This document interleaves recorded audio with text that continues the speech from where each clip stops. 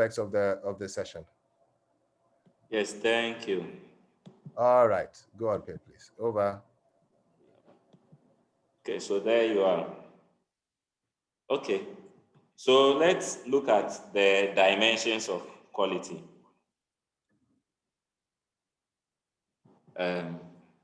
So quality basically, so Sonny talked about 6 dimensions, and there have been 2 additions until recently. So it gives us 8 Okay, so Elon, you dimensions may of want to quality. share your screen. You are not sharing your screen now. Over. Oh, okay. Yeah.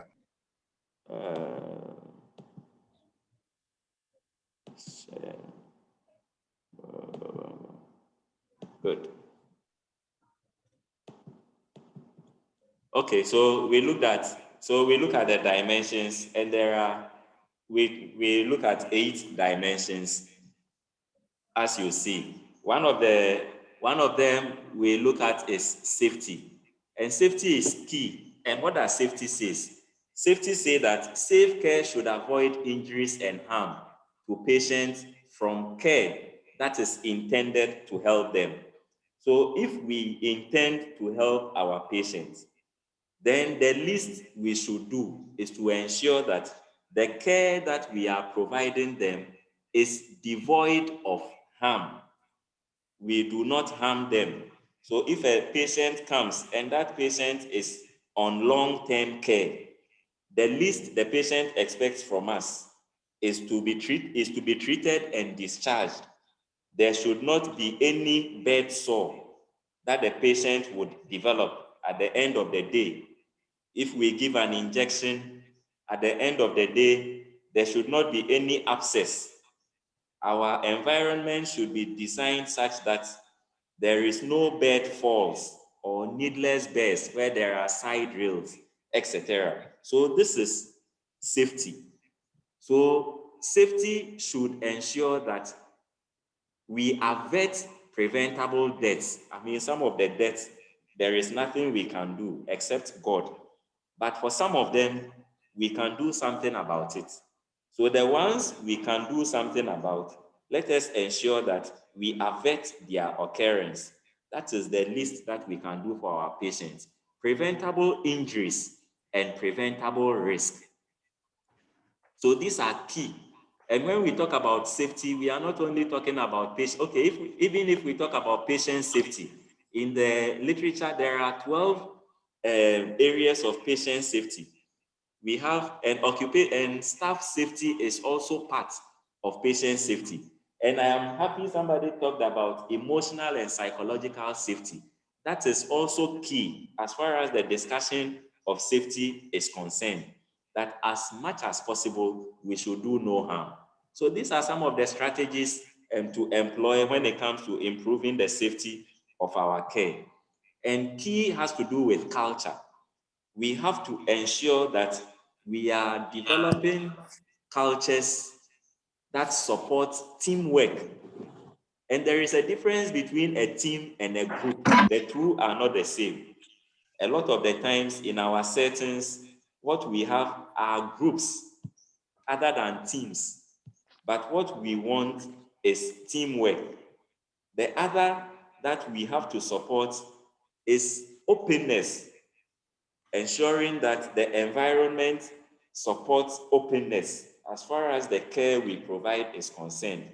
That is also very key, that we are open and transparent. There is trustworthiness, there is transparency, and there is assertiveness. So providers are assertive. They are able to speak up as far as the care they are providing is concerned. These are key. And communication, and when we discuss communication, the culture should support open and frank communication, where we are able to speak up. There is no, barriers and ranks are bridged and crossed as much as possible. These are key to the care that we provide. The other strategy in improving safety is about our processes, our care processes and pathways. And the goal of our care processes and pathways has to be based on what benefit is our patient deriving as far as our care processes are concerned. The other is to ensure that we are aligned and consistent with all our regulatory bodies and our payers. That is also key. We have to be seen to be operating within the confines of the law. The other is ensuring alignment with other existing programs of our institution. And I mean, typical government organizations, you see what?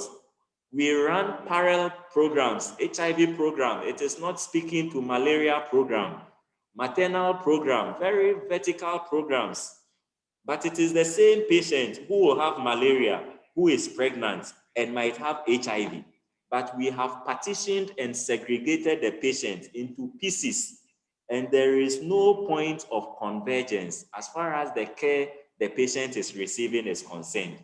So these are key and very key considerations that we have to be looking at.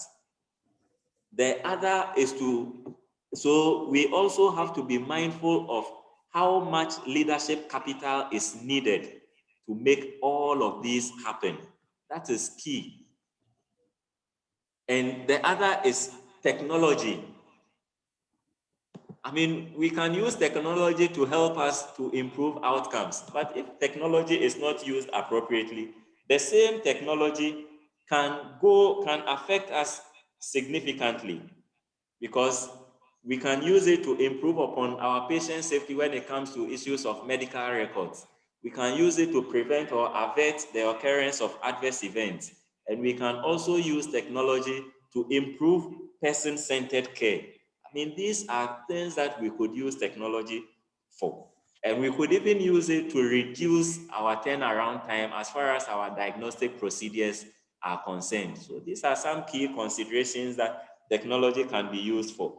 But I mean, fact is, if it is not used effectively and appropriately, we may end up using it adversely, and we will not benefit from technology and what the system should actually be giving us.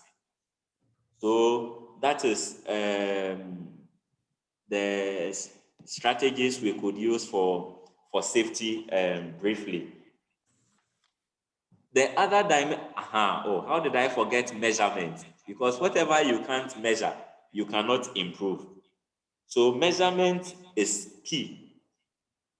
So if I ask right now, for most of you, what is the rate of bed sore in your facility? Don't tell me you don't have bed sores. What is your fall rate, for instance? What is your your infection rate for any of the infections that you are tracking? Hello, it's a question. Who will answer?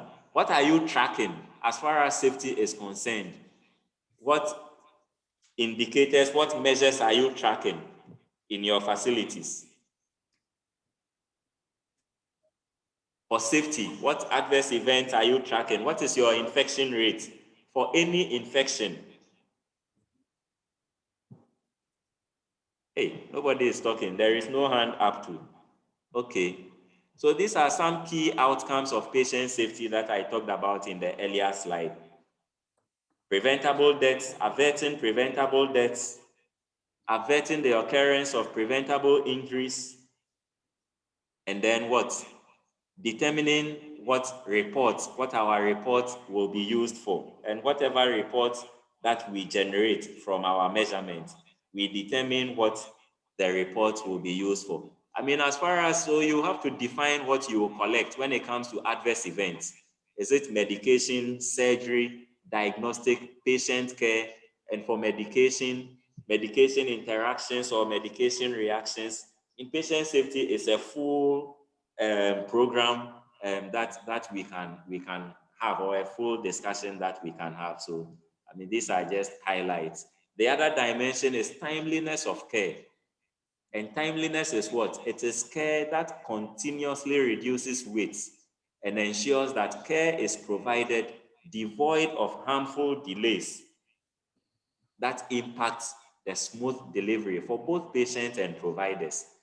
Because we all know delays can lead to emotional and psychological harm. And timeliness of care focuses on delivering the right care for the right patient at the right time. And needless delays in our care processes have to be averted. And at a minimum, we have to ensure that they are reduced to the barest minimum, or they are minimized. So what can we do to reduce, or what strategies can we employ when it comes to delays and working on timeliness of care? Some of the strategies we can employ has to do with looking at our clinical processes and pathways. We should focus on the needs of the patient. This word, we keep hammering on it over and over and over and over again, and that is key. It is about the need of the patient, and we have to look at redesigning our clinical processes and care pathways to eliminate every redundancy that is in our care pathways. The redundancies are we see that some of our processes do not help. They are not necessary. So we have to put in place measures to ensure that every process or our care pathway, everything in our care pathway that makes the process lengthy is removed as much as possible. And efficiency. Efficiency has to do with what? Providing care that is devoid of wastage of resources, including humans, consumables, supplies, equipment, etc. So whenever resources are used without a direct benefit to the needs of patients, it results in waste. And a lot of us are wasting a lot of our facility resources. You are using one box of gloves, which contains 100 pieces or 50 pairs. You are using it for a procedure that requires a pair for a procedure. You are using one box for only 10 procedures. So you are wasting. Our theater utilization rate, wastage. We admit patients who should spend 24 hours on admission. And because of the waste in our processes, they end up spending days, 72 hours, 3 days on our bed. The bed so for 3 days, we could have admitted the same kind of patient, 3 different patients.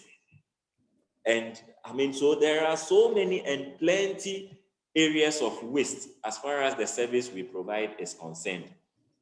So, so it's about how somebody said efficiency is how judiciously we are using the resources we claim we are using.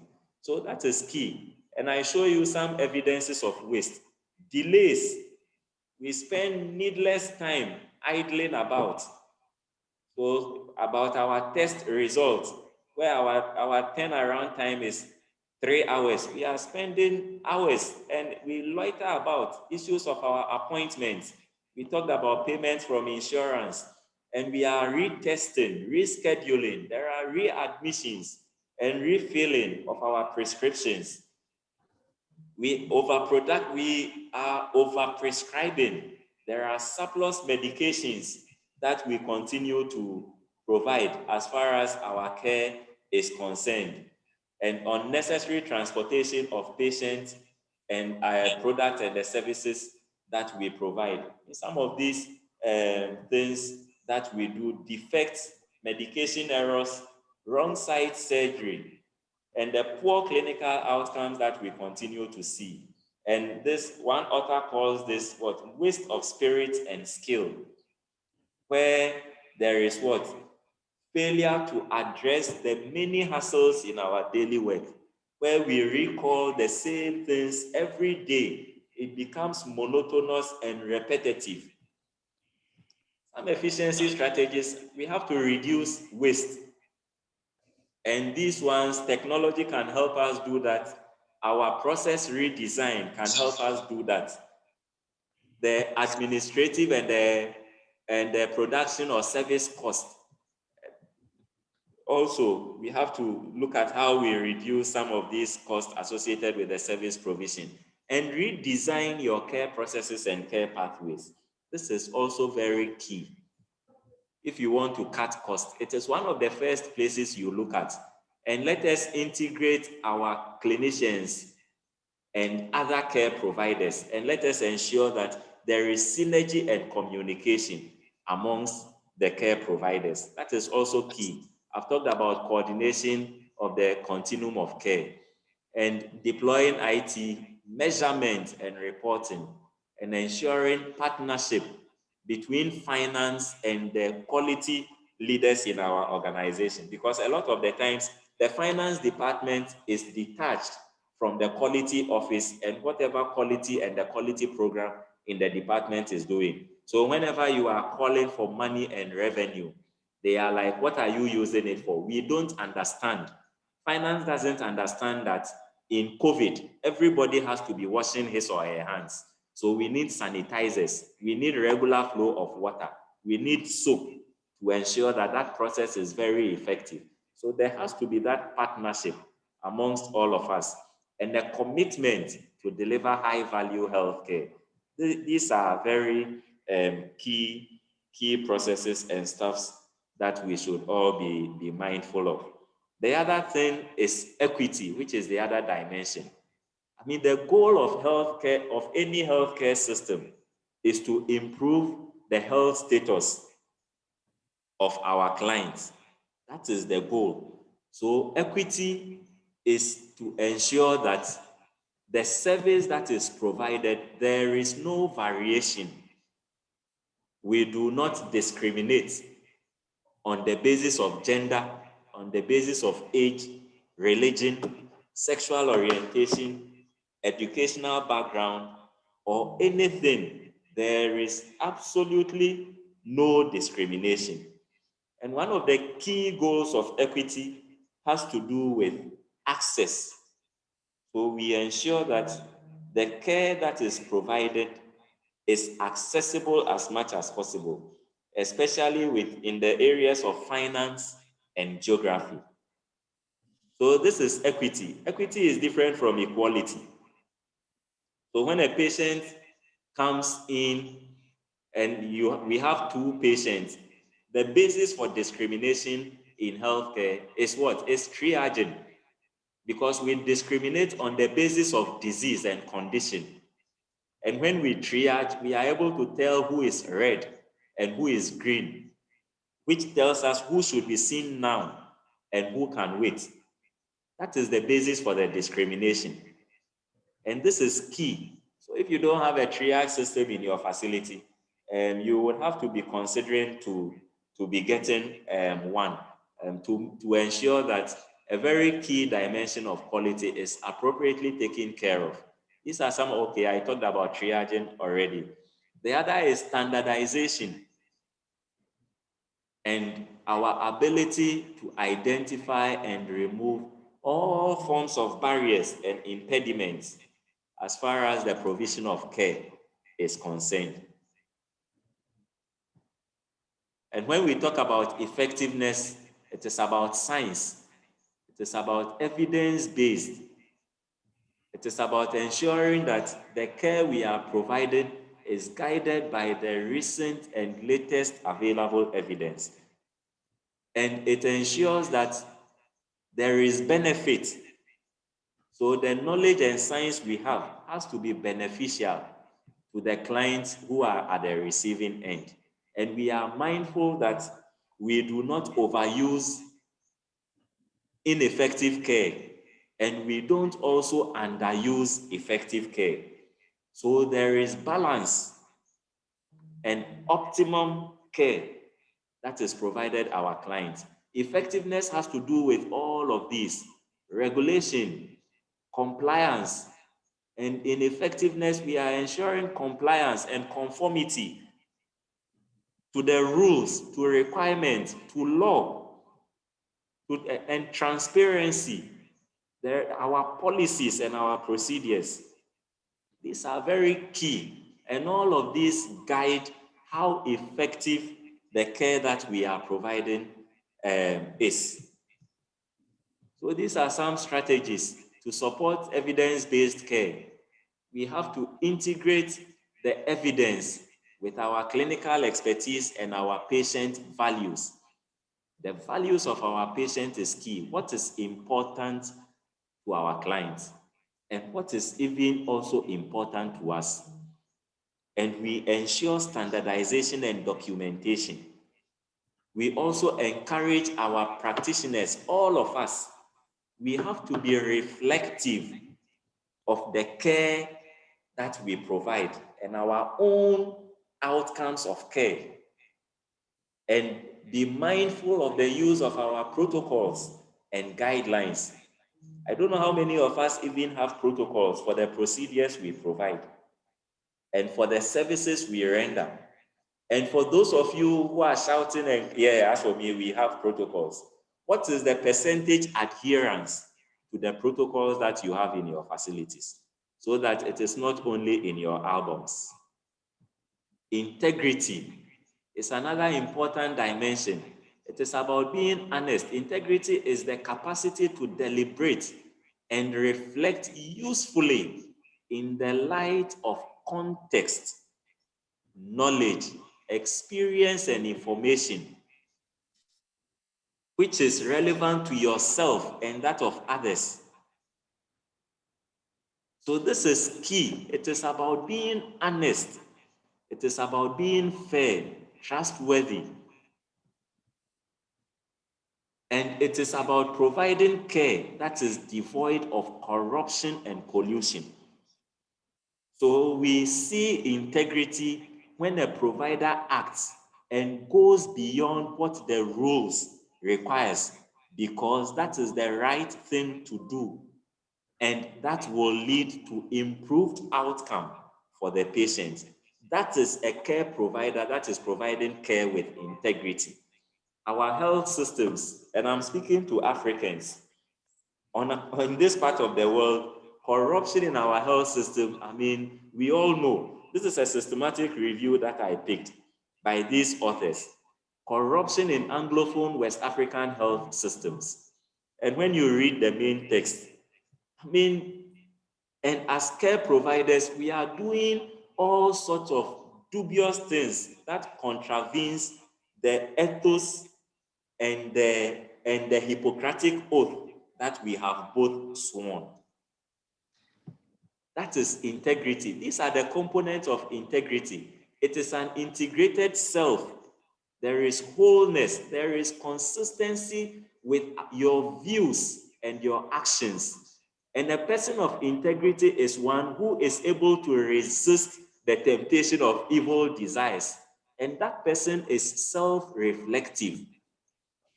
It is a personal identity. What are the things you stand out for? Because integrity is the core of everyone's identity. And a person with integrity comes with clean hands.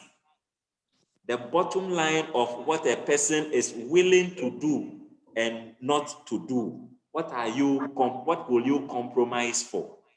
I mean, recently on the BBC, this is one country where providers were selling babies like Tampico or anything we can buy on the streets.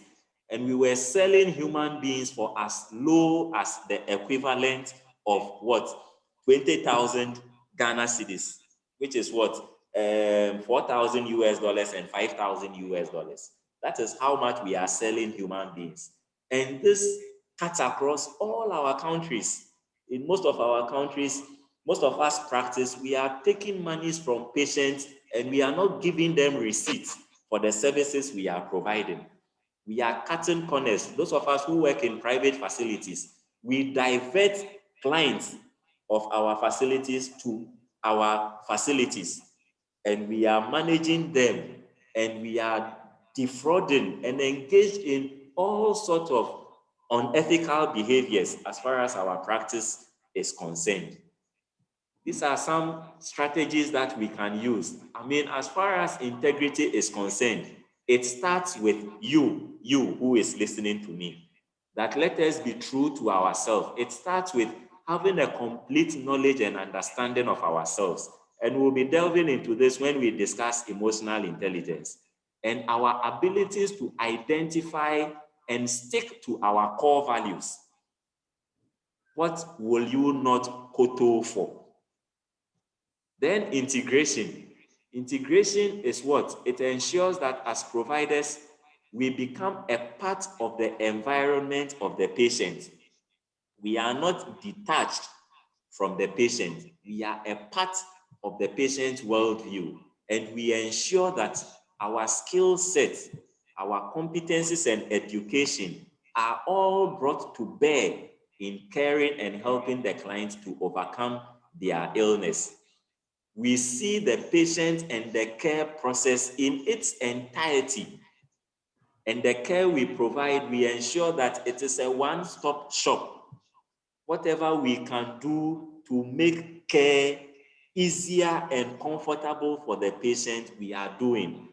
I mean, there are instances in some facilities, you admit a patient, you don't have the medication in your pharmacy, and you write a prescription and you give it to the patient.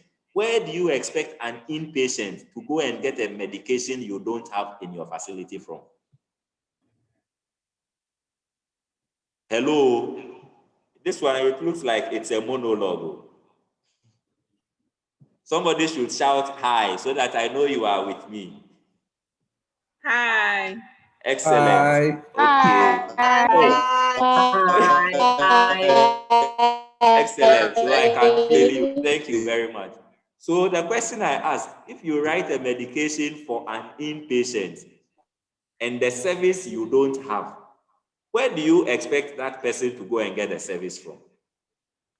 If it was you and somebody, a provider did that to you, how will you feel? You can be thinking about it. The other dimension, maybe quickly, then I hand over to Gilbert to conclude, is patient-centered care. And what is patient-centered care or person-centered care? This is what? Providing care that is respectful of and responsive to the needs, values, preferences, and expectations of the client. This is key of the individual. So as you sit in your consulting room, you are mindful of the need of the client. As you sit in your pharmacy, you are mindful of meeting, if for nothing at all, meet the need and expectation of the client. If you cannot exceed it, which is the bar, at least let the patient live satisfied. It is care that entails a meaningful awareness, discussion and engagement with the patient and among patients, their families and providers on the evidence, the risk and benefits, the options and decisions that are at play. I was happy when somebody talked about co-production. This is where we pick co-production from. So the client or the patient is center and a very integral part of the care that we provide. So this is what service provision in most of our facilities look like. And look at where the patient is. We have squeezed the patient out of the equation. So it is about us, the providers, the surgeons, the consultants, the doctor, the secretary, the pharmacist, the biomedical scientist, the lab person. It is about us, care providers. And look at where the patient is. Meanwhile, when it comes to the patient family, as for them, they are even out of the equation.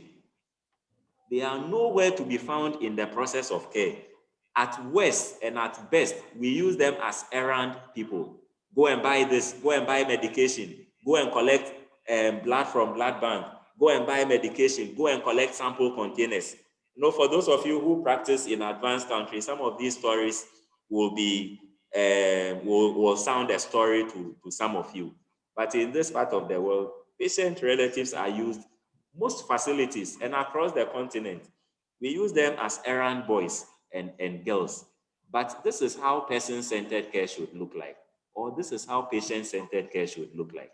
The patient is at the center. The patient is key. All of us, the service we are providing and everything we are doing, the patient is key and center. So Berwick says that what? It is nothing about me without me. But in some facilities, a patient is booked for surgery, and the first time a surgeon and an anesthetist are meeting are in the theater. The first time the scrub nurse is seeing the surgeon is in the theater. There is absolutely zero discussion about what we are going to do to optimize the outcome of the patient. So we are not communicating. And I made mention of the same patient who has malaria and is pregnant and has HIV, but has 3 parallel programs that are supposed to be working towards her benefit. 3 parallel programs. If we add maternal program, 4 parallel program. Meanwhile, it's the same pregnant woman, but we have split and sliced the pregnant woman into pieces. So as far as person-centered care is concerned, these are some key strategies, and we pick this from PICS. And we have to respect the client, the patient. Let us respect his or her preferences. Let us respect his or her values and his or her expressed needs. Let us involve him or her in decision making and treat him or her with dignity and respect. Let us inform the client, and information has to be one that leads to empowerment. Let us educate and communicate. And we are doing this as far as the client's clinical status, his or her prognosis and progress is concerned. You haven't written a spinal on the anaesthetic chart. Which one? For the last lady. Let us ensure okay. You have written. We are coordinating and facilitating coordination and integration of care and the processes that we provide. And the authors also say, as part of their strategy, is emotional support. And this is both for staff and patients. You know, when we talk about clients, that's across. Yeah, the staff is also a client. If you move from OBGYN and you go to the administration, you are also a client. You are an internal client to the staff at administration. So what are we talking about? So emotional support, anxiety. Let us learn how we can manage the anxiety and the stresses of our clients.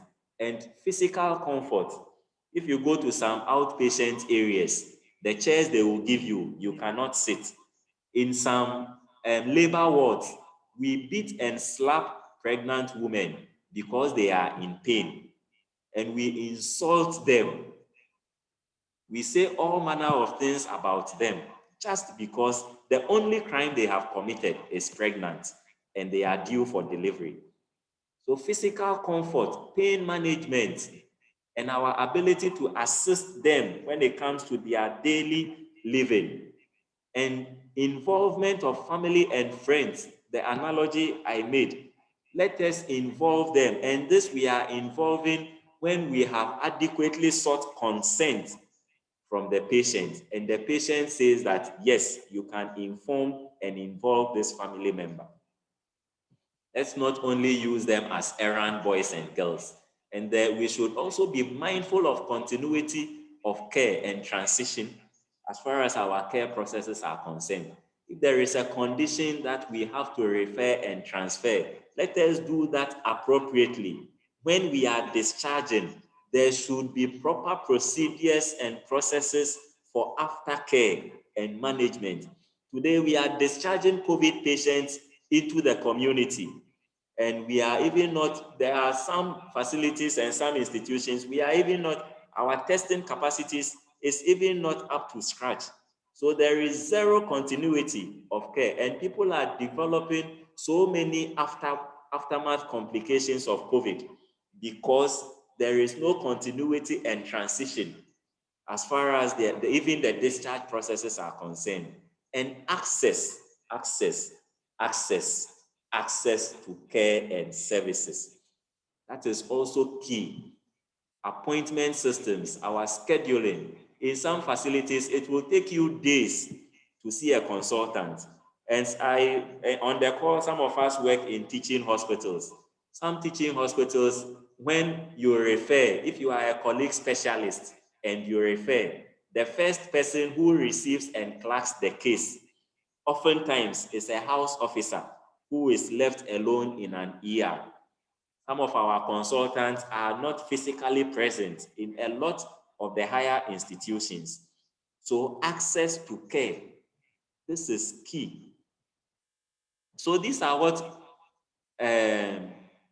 Pickers talks about.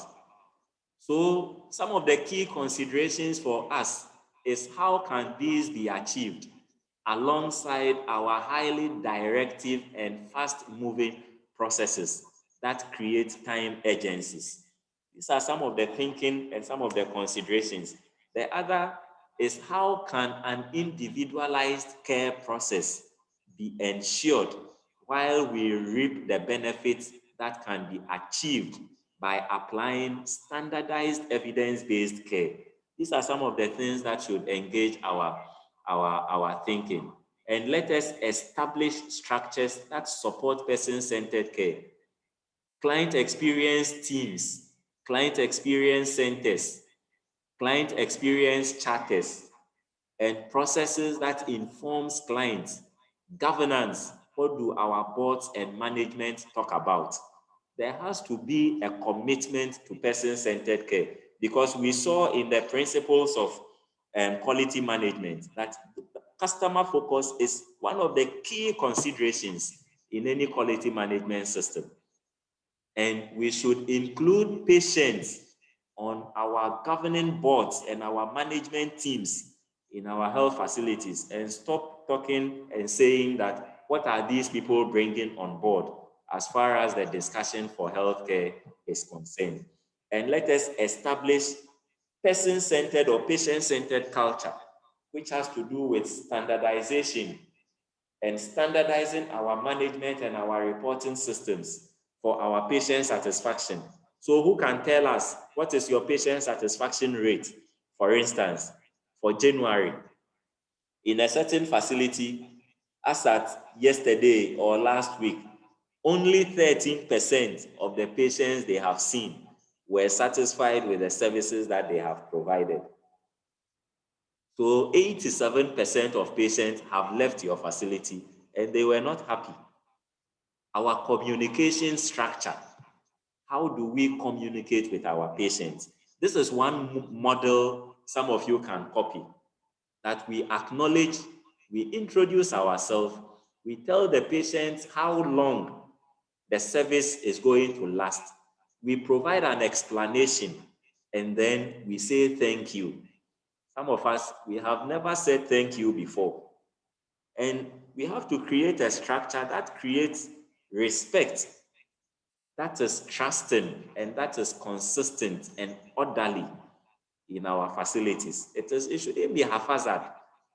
And there should be an open access to family and friends. If you have a patient on admission and the relative cannot have access to him or her, if it is you, will you be happy? So why are we doing that to somebody? I mean, there shouldn't be our visiting time, and even without visiting, there should be some flexibility as to how patients can engage their relations when they are in our care, because it adds some emotional flavor to improvement in outcomes and shared decision making, which is key, which is part of the co-production as far as care is concerned. Some settings do this, what we call the rounding for care, where there is regular and predictable times that is set to work with each patient or family and relative, so that we share in the plan that as far as the patient care plan is concerned, and we together identify gaps in the care, and we together assess whether there could be some reasonable progress that has occurred with respect to the care and the expected outcomes as far as the care we are providing is concerned. I'm sure in the environment, Sunny, is some of these things happen. Please, Gilbert, if you are there and you can take over. Yes, definitely. You know, Ellen was asking, is anybody there? And I got a feedback on the chat. Yes, we are listening. Quality is a very emotive space. You cannot be unemotional in the process. A lot of these things we've discussed may seem to be obvious. They may look like this is nothing new, but as the process goes on and we listen to the various dimensions of quality, if there's anybody on this program who doesn't feel it, who has not said, oh, good Lord, who has not said to themselves, oh, how can we make it better? Then maybe you shouldn't be on a program like this, and quality should not be what you go for. You cannot but be passionate. You cannot but be emotional about it. This first session of the entire program is designed for us to realize what exactly it is we are getting into, and whether it sits with your soul, whether it sits with you as an individual, whether your values, whether your purpose in life is aligned to these things, or whether our common humanness attracts us to work in this space. Patient-centered care is what all health systems and all healthcare is about.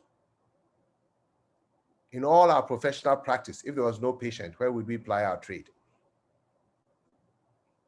Doctors, nurses, pharmacists. If there was no patient, what would be our value? And I want to believe that our joy, the real joy in our professional practice, is not about money, it's not about the accolades, but it's about going home knowing that, I put a smile on this patient's face. It's about knowing that, yes, we were able to manage this patient is well, this patient is able to go back to their lifestyles, go back to living a good life. Patient-centered care is the reason why we exist in the healthcare industry. That is why we exist.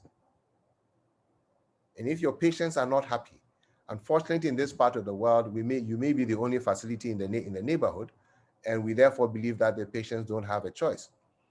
But that is why they come late for care, because they'd rather not come till they get to the point where they realize they have absolutely no choice, gone everywhere and anywhere, come back and tell us they had to go here, go to this deity, go to this shrine. We get annoyed and angry at them, show our annoyance and our frustration, and the vicious cycle continues of our patients and our clients are not happy with what we do. So we say that there's a need for every caregiver to actively invite patients. I don't know how many of us have been a patient before. I had surgery once, and the staff knew I was a doctor, and I was coming out of anesthesia. And then I understood when a patient says, doctor, I'm in pain. They cannot explain it and describe it adequately. And there I was telling the matrons, yes, it's good. You've been a patient before. Fantastic, Elizabeth. Twice, once in medical school and the other when I had completed. I don't know. Elizabeth, would you mind sharing your experience as a patient? We would appreciate you coming online and share your. Yes, sure. Mine was not a very good experience. What I remember really is I had gone for cesarean section. Yes, fantastic. Yes, can you hear me? Yes, we can hear you. I had gone for a cesarean section, and that's when I got to understand that pain relief is quite different from sedation. At the hospital where I was admitted, they didn't have any they just had morphine only. So they gave me morphine. I was in excruciating pain, but I could not communicate with the healthcare providers. And they somehow didn't understand me when I was like requesting for pain medication and lapsing into sleep. Then they would just say, oh, she's sleeping and she's complaining of pain. So it really was a nasty experience for me. Thank you. And this is, yes. Elizabeth, what do you do, if you can remind us, in the healthcare space? So I'm a nurse paramedic. Ah, good Lord. Yes. So this is Yes. somebody who is in the front line delivering care. And really, until you've been a patient, we think all this is just a lot of noise. We say here that a good thing sells itself. And in any industry, it's the repeat clientele. How many of our patients would actually come back if they had a choice? You know, patients, we think they don't know anything. There was an instance once, a patient comes, he'd been a diabetic for what, 20 years? There was a junior doctor who was just going on about textbook care. And this person says, young man, I've been a diabetic for 25 years. It's not now you're going to come and talk to me about this and about that. Listen to what I am telling you. This is my current scenario. This is my issue. And as we keep saying, somebody said at the beginning, how would any of us want to be? That's the bottom line.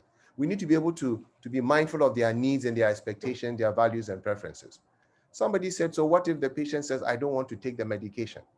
Our primary responsibility in the interest of the patient is to explain to them what it is we are doing to them, why we are doing what to do, explain to them the benefit of it. And I'm sure most, if not all, will agree to the kind of care and the service we provide for them. But we shroud it in secrecy. We shroud it all what we do and say, oh, you don't need to know, oh, we are doing it, just keep quiet.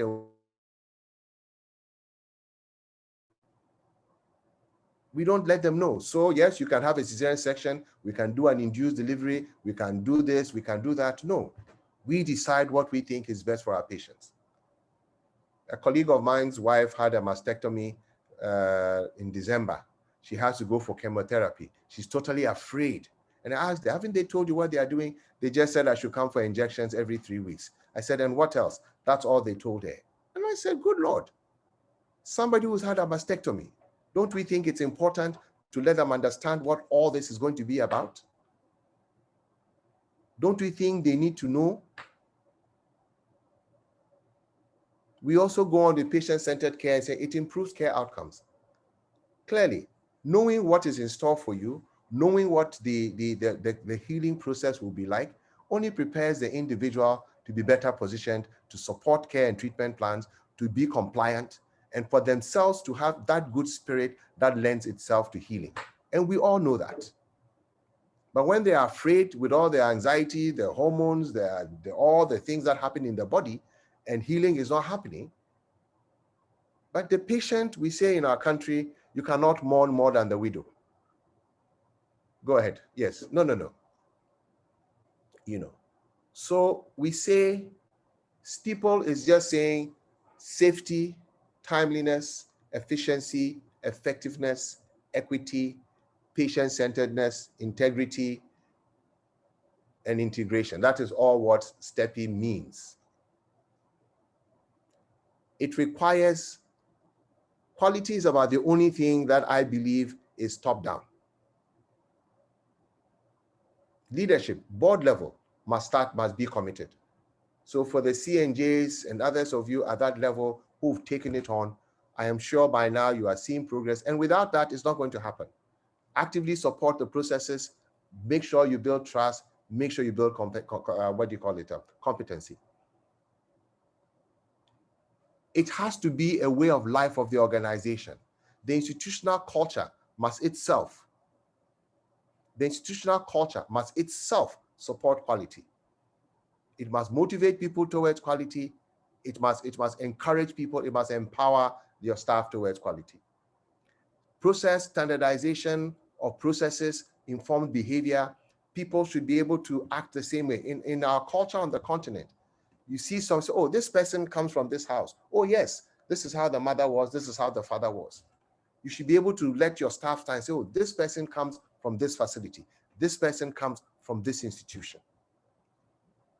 Monitoring, reporting, feedback is critical. We need to have evidence of where we are going and the changes that are being made.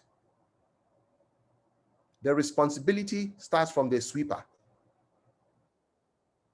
Starts from the sweeper right up to the CEO, and everybody has their part of the pie they are responsible for and held accountable for. If the CEO is able to bend down and pick a piece of paper on the floor and dump it in a dustbin and is seen by staff, how dare anybody else not proactively keep the environment clean? If the CEO says, excuse me and thank you, the ward in charge says, oh, I'm sorry, we missed your medication, how will any other staff not do same? Accountability by living by example. And as we said, this is everybody's business and concern at all levels at which people. Next slide, please. Next slide, please, Adam. So we say that we have two jobs we do. One is the technical work you do on a day-to-day basis. And the next work we do is to make an intentional effort to improve upon what we are doing. That is Paul Batadan speaking. Every health worker has two jobs. One, just do what you're trained to do the way you do it. And the second job is to be intentional about improving what you do by how you do it. Next slide. Who is responsible? Everyone. Everyone at all levels, including the security man. And that is even where at times we forget, because it's at that level they will be polite, show courtesy, show direction, help people to find their way around the facility. So that security man at the gate is part of the quality intervention and has a responsibility to say, hello, good evening, may I help you? Even if the facility is closed, to be able to tell people it is closed and say it politely. If somebody needs direction, oh, just give me 1 minute and I'll show you where to go. So let's even not worry about the chief executive. And I like what Sonny just said. Quality is enterprise-wide. From the CEO to department head to the board, everybody has a responsibility to ensure that quality happens and traverses all that happens in the organization. Next slide, please. In it all, just imagine that all of us and all the different categories of staff, whenever we start to provide services to our clients, we ask ourselves all the time, is what I'm doing safe? Am I doing it in a timely manner? Am I doing it efficiently? Am I doing it effectively? Am I being equitable in how I'm doing what I'm doing? Am I respecting the patient's needs? Am I being person-centered? Am I mindful to make sure things are integrated and easy and have easy access to the patient? Am I guided by the utmost integrity, being honest and authentic? Just imagine whether it is the sweeper, whether it is the nurse, whether it is the pharmacist, whether it's the administrator. When we start to engage and provide services and we pause and ask ourselves these questions, can we imagine what the services we provide will be like? This I need you to reflect on. Do we ask ourselves?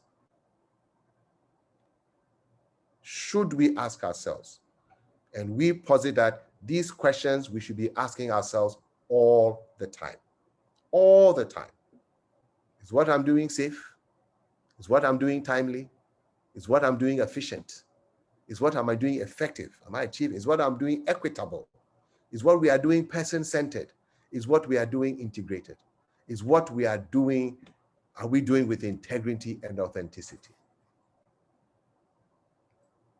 This and these are what quality is about. Next slide, please. So quality in and of itself is made up of all these components: being effective, being safe, providing people-centered care, doing things in a timely manner. I mean, most of us only consider the emergency where timeliness becomes an issue. But if it's about, even for appointments, even for booking for surgery, length of stay on the ward, all these are concepts of time. Are we overly delaying patients on the wards? Is it equitable? Is it the big man, the big person, the prominent person? Are we making it life easy for people to get the services they want, even if we don't provide it? Are we being efficient? And for all of these, there are measures to assess this.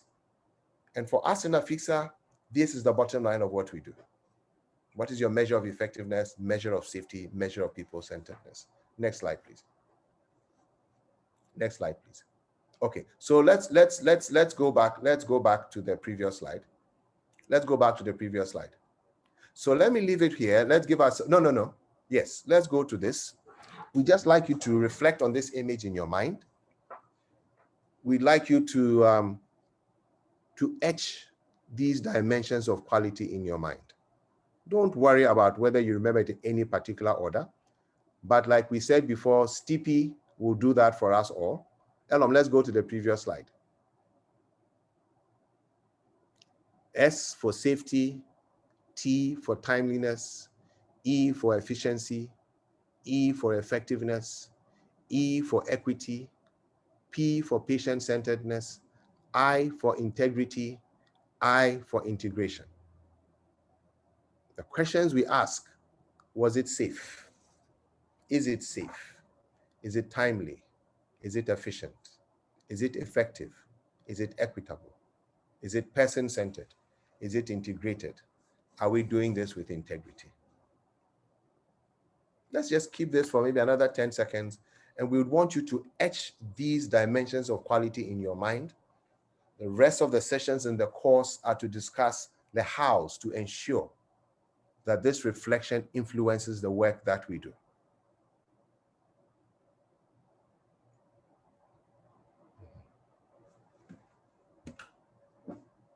Okay, is there anything, any contribution, any experience that any of you would want to share around these dimensions, around the history that we have discussed today? We'll still keep it here. Elom, let's go to the next slide. So we'll keep it here.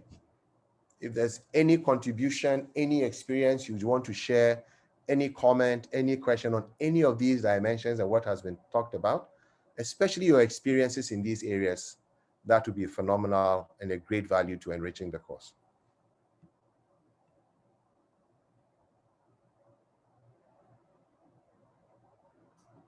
Okay. Yes, Isaac, please go ahead. Your hand is up.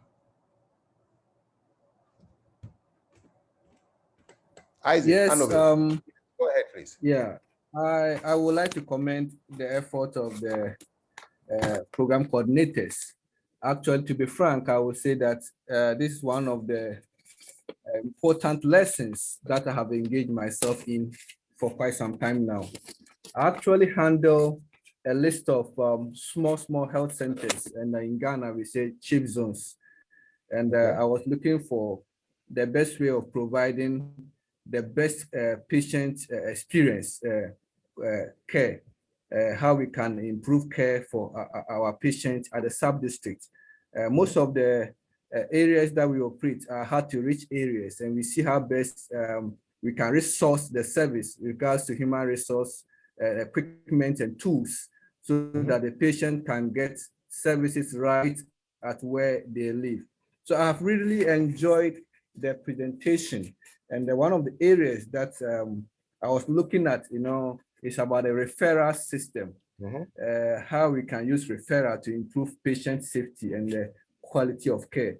And I think I have learned a lot too from the discussion. But could you elaborate more a little on if anyone has an experience on using referral system to improve patient for us? To improve patient what? Using the referral system to improve the quality of health care and Right. improve patients' experience of our services. Right. Okay. Okay. So this is a question to all the participants. Please, we all have a rich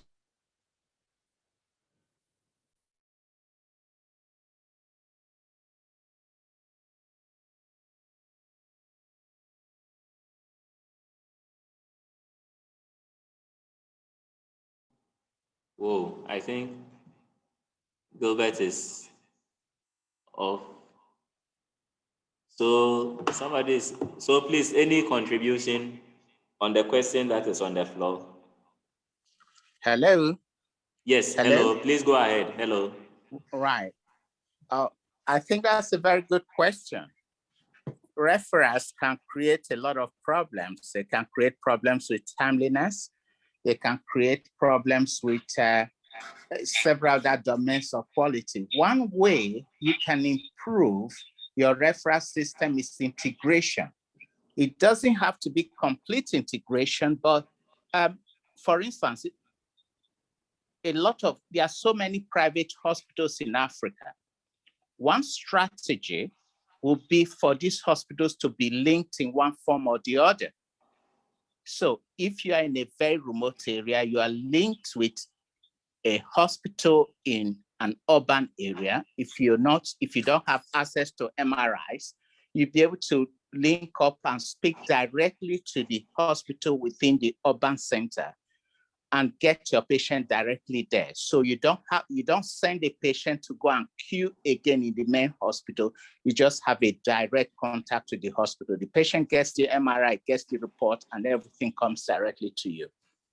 So integration is one way of doing this.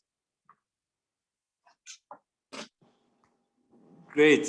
Thank you very much, Sonny. Any other? So so I've seen integration of services is key to improving timeliness of referrals. You call it integration, you can call it a network system. But you see, it may not come ordinarily to private practices or even small hospitals. But I think in terms of accreditation, one of these strategies would be that these hospitals that are not economically and clinically viable would need to be linked up with a bigger hospital. Mm-hmm. And in other words, somebody will be responsible for clinical governance within the bigger hospital who will be responsible to the accreditation team.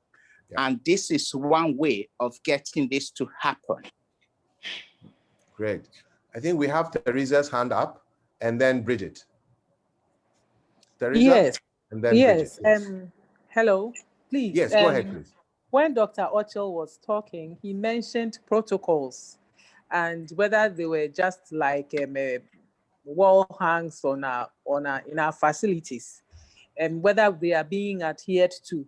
So when it comes to referrals, I think after triaging, there should be protocols where you know how early to send a patient to the next bigger facility that can handle the patient timeously and then in safety. So there should be certain things in place like transportation, an ambulance, calling the bigger facility before you get the patient there, the type of equipment you have on the ambulance to sustain the patient to the next facility, and then the preparedness of that facility. You probably give a call so that they will also be ready to receive the patient and do the best thing for the patient on time. I think that would also help. If you send the patient to a bigger facility and you don't call, they tell you, why didn't you call us? And all this dilly-dallying also puts the patient at greater risk. So you call and then they are also ready to receive the patient. So care goes on from there. Good quality care goes on from there. Yeah. I think that would help with the referrals as well. Yeah. Thank you very much for your experience. Bridget, can we hear from you, please? I'm going to say it's based on my experience in Syria. Let me please. Great. Yes. Now, in Sierra Leone, there's something we call the National Emergency Management System. It's an ambulance service that transports patients from the PHU, that's the Peripheral Health Units, to private and other facilities, bigger facilities for care. There's usually a referral coordinator. The referral coordinator or any person in charge can, from the peripheral health units that wants to send a patient to the government hospital, for example, will fill a referral form. For the pediatric session, if they want to refer a patient, for example, from one facility to us, what happens, like in special baby care unit, they call and say, this is the condition of the patient. Like, it depends also on the age of the child. The age of the child will determine where the child will stay. For the special baby care unit, we only take care of neonates. Then for the pediatric session, we take care of children between below 12 years and below. And then children that are 0 to 5 years are under free medical care, free health care. So there's proper coordination. Depending on the condition of the patient, that will determine where the patient will go and what routes that will be used to ensure that the patient is attended to promptly. In the pediatric session, we have the resource. All pediatric cases come to the resource, but sometimes you find that if the child's condition is critical, the child might not have to go to resource, we just go straight to a special baby care unit. These are ways that have been put in place to ensure that quality is being ensured in terms of referral. Thank you. So thank you, all of you. We're talking of systems, we're talking of processes, we're talking of documentation, we're talking of pre-information to receiving sites. I hope, Isaac, this has been useful, and for all of us on the call as well, that these discussions have been useful. There's a lot we can do just by sharing experiences. Elam, next slide, please.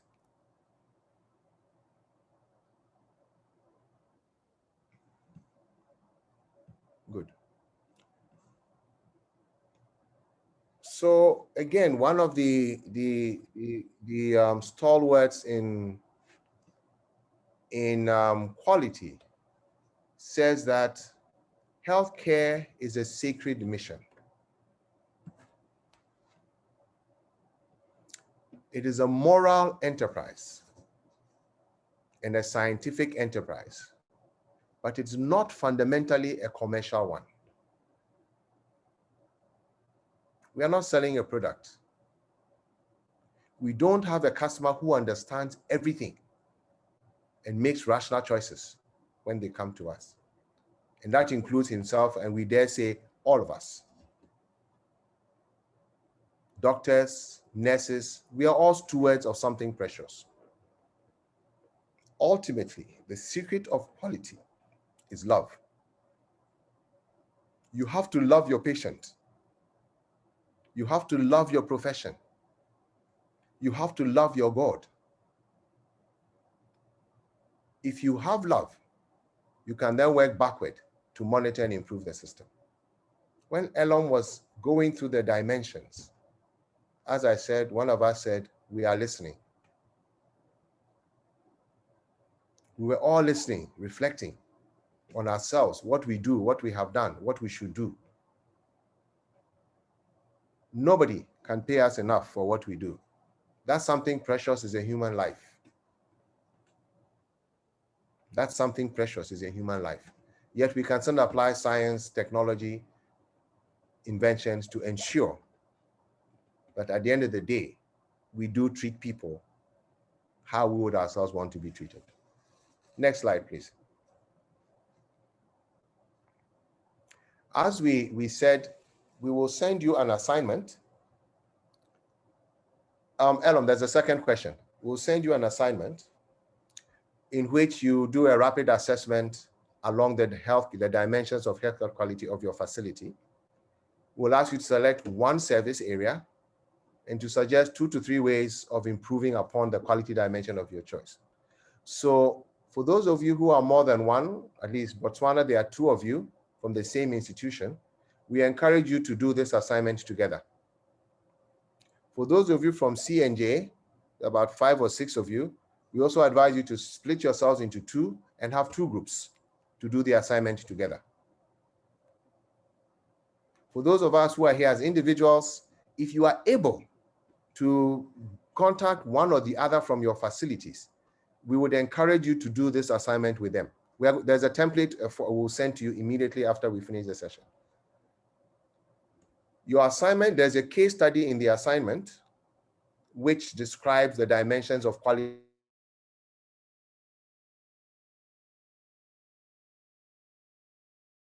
And then there's a template that will ask you to score the different dimensions of quality as they apply to certain service points. Elom, if you can scroll down, please.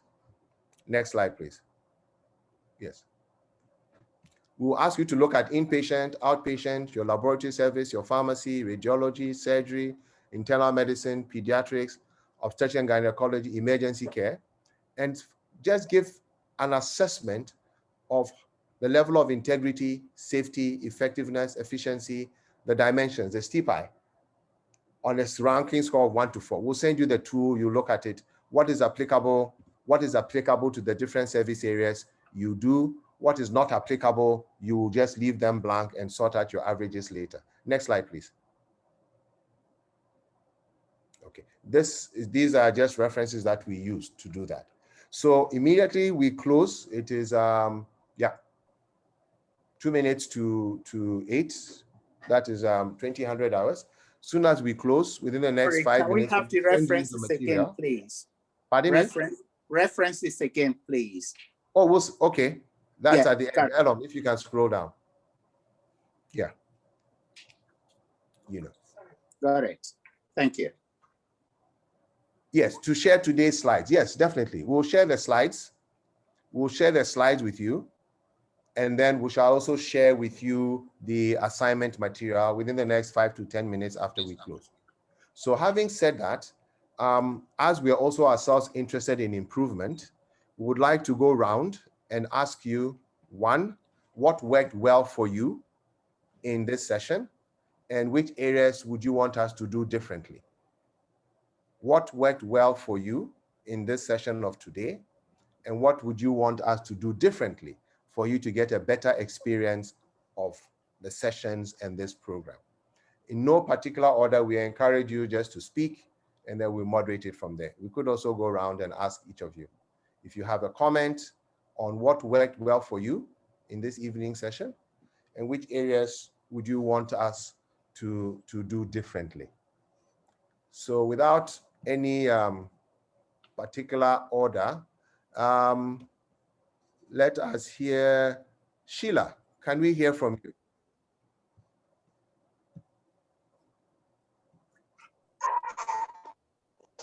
Sheila.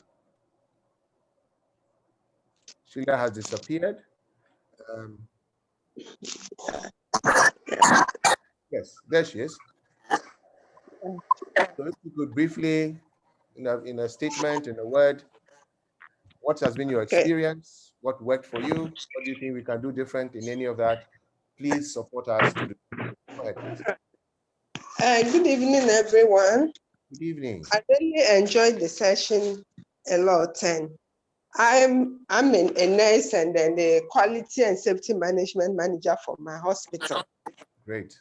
Yes, we do a lot of surveys every year, and then it's actually true that we still have a lot to improve in terms of our practice for our patient care. And a lot have gone well with me, except the family-centered care. Okay. And then whilst this discussion was going on, I was reflecting and I was like, wow, we really have a lot to we have a lot of gaps to fill. And I looked at our visiting time, which most often it's a time that nurses are supposed to give treatment or medication. So at such times, people come to visit and it's like, oh, please, can you excuse me? It's time for medication. So we've recorded some few cases where patients' relatives fight health workers just to have time with their clients. Yes. Yeah. So a lot have really gone well with me. I don't know which one to talk to. No, that's okay. That's an input we are appreciative of.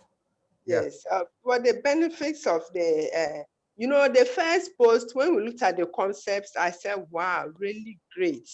I enjoyed the concepts a lot, through to the benefits of quality, the principles of quality management, and the dimensions of quality. It was a place I really wanted to, enough time, but it seems that we are limited in time.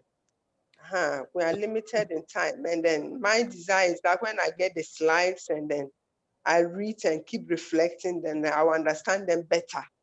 Fantastic. Fantastic. Thank you. I will look at the template and then also give my part. Thank you so much, and to everyone. Okay. Thank you, Sheila. Thank you for your kind words. Yeah. Teresa, your hand is up. Yes. I would say that I've really enjoyed this meeting. It's been an eye-opener. A lot of things to adjust, and a lot of things to change at work. It's not going to be easy. It's going to be a gradual process. I believe if it works well, it would help all of us, because we wouldn't know where we would also end one day. In whatever facility we go to, we would expect the best. And I also enjoyed the breakthrough. It helped me to walk about a bit to release the stiffness in my feet. Yeah. So it's been a good time. It's been a good time. Very worthwhile. Thank you so much. Thank you too. Thank you very much. Would anybody want to? Is somebody speaking? Okay. Yes. So, yes, please go ahead. It's Bridget. Yes, go ahead, Bridget. Yeah, go ahead. Yes. Before I make my own comments, I want to suggest something to Sheila that said she has problems with telling patient relatives to step out when they have procedures during visiting time. Yeah. May I give her this suggestion? Please do. Is it possible to look at their procedures and look at when they don't have a lot of procedures and put their visiting time at that time? I'll give you an example. The facility where I worked in Nigeria, our visiting time was 4 p.m. to 6 p.m.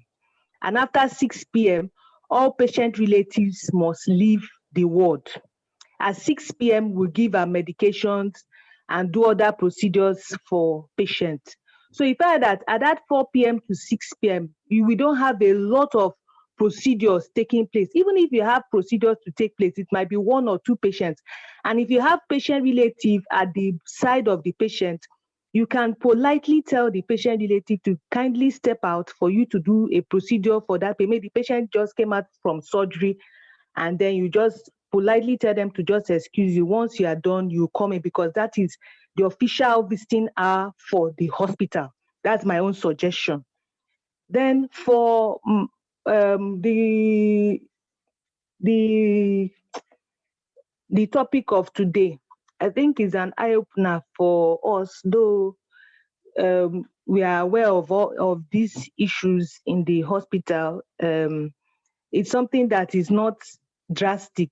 It's a whole lot of things, and a whole lot of systems have to assist in ensuring that quality is ensured. It is not only the nurses. I think the ministry and everybody's hand must be on deck to ensure that quality is ensured. Thank you.